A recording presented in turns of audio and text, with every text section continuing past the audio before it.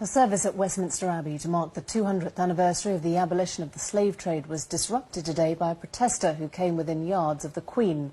Toyin Agbetu shouted at the congregation of 2,000, "You should be ashamed." Nicholas Witchell reports.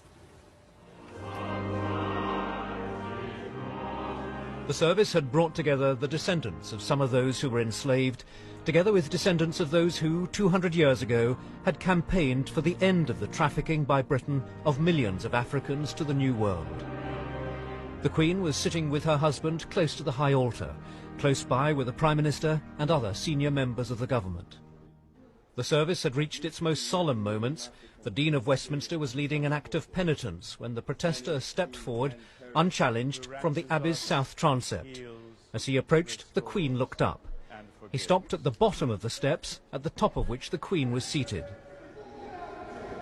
Let go of me! You said you're going to let go of me! Let go of me! The service came to a halt. The congregation watched as, still standing a few yards from the Queen, the protester Toyin Agbetu demanded that Britain issue a formal apology for its part in the slave trade. If the word sorry is so hard to say, and you, the Queen, can you let me go? I'll punch you out. You're a disgrace. Mr Agbetu shouted directly at the Prime Minister sitting in the choir stalls before he finally withdrew.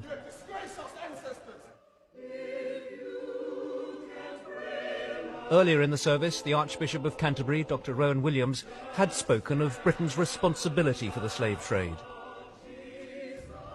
We who are the heirs of the slave-owning and slave-trading nations of the past have to face the fact that our historic prosperity was built in large part on this atrocity. The Anglican Church itself bears some of that historical responsibility. This is Codrington College in Barbados. 300 years ago, this theological college employed hundreds of slaves to work its sugarcane fields. The church branded them with pokers.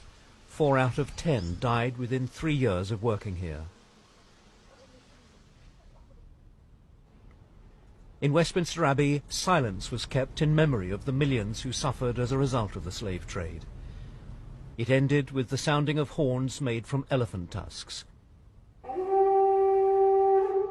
Centuries ago, horns like these had warned African villages of the approach of the slavers.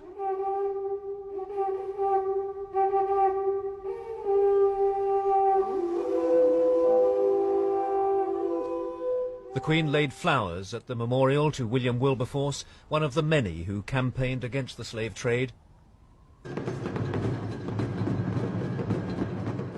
And then, to the sound of African drums, she moved outside to the memorial to innocent victims, a tribute across the centuries to the anonymous millions who were denied freedom and dignity by an earlier generation.